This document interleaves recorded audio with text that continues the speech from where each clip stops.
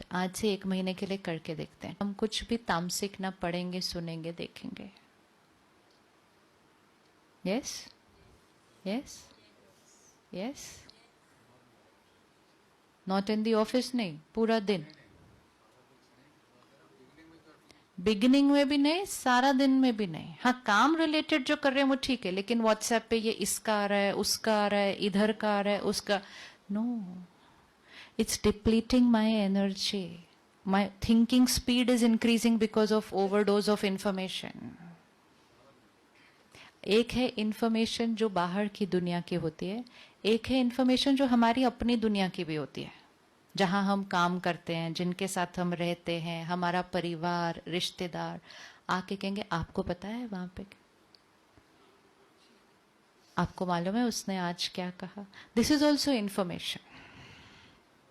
Anything which is not useful for me, anything for which I can do nothing, और वो सिर्फ सुनते जाना और करना, और फिर ऊपर से कहना अच्छा क्या हुआ, पिछली बार जो आप बात बता रहे थे क्या हुआ, फिर आगे उनका क्या हुआ, फिर इंफॉर्मेशन। जिसने इंफॉर्मेशन से अपने आप को बचा लिया, जो इंफॉर्मेशन हमारे काम की नहीं, उससे अपने आप को जिसने बचा लिया, उसने अपने मन को बचा लिया, बचा लिया। बाकी हम मेडिटेशन करते रहें आधा घंटा, लेकिन सारा दिन फिर तामसिक भोजन खा लें, it's not get me anywhere.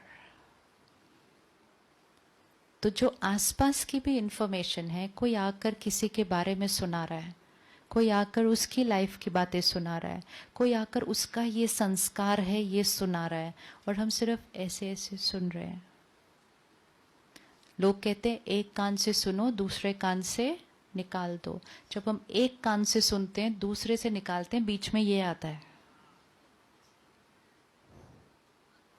तो जब एक कान से अंदर जाता है, वो यहां बैठता है।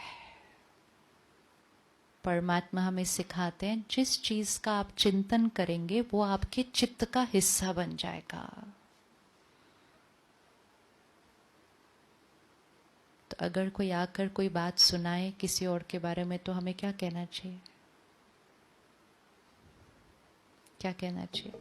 It could be at work, it could be with extended family. आपको पता है, आपको पता है, क्या करेंगे?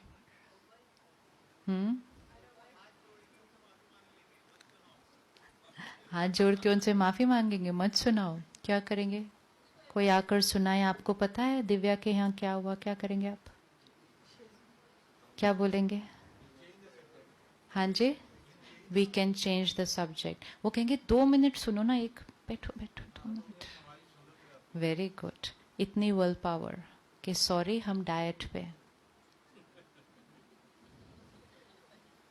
जितना स्ट्रिक्ट हम अपनी फिजिकल डाइट के लिए होते हैं, उतना ही स्ट्रिक्ट हमें अपनी इमोशनल डाइट के लिए होना है। सपोज वो आपको सुनाए आके, पता है आपके बारे में क्या बोल रहे थे? पक्का? पक्का? बहुत इंपॉर्टेंट बात है, आपको पता होना चाहिए वो आपके बारे में क्या बोल रहे हैं।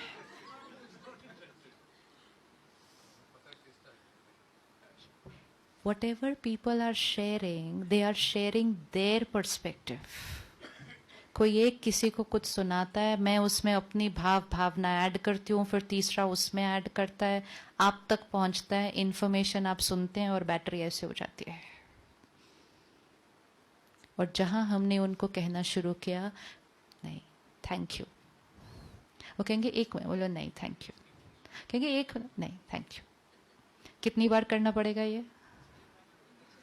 कितनी बार करना पड़ेगा ये?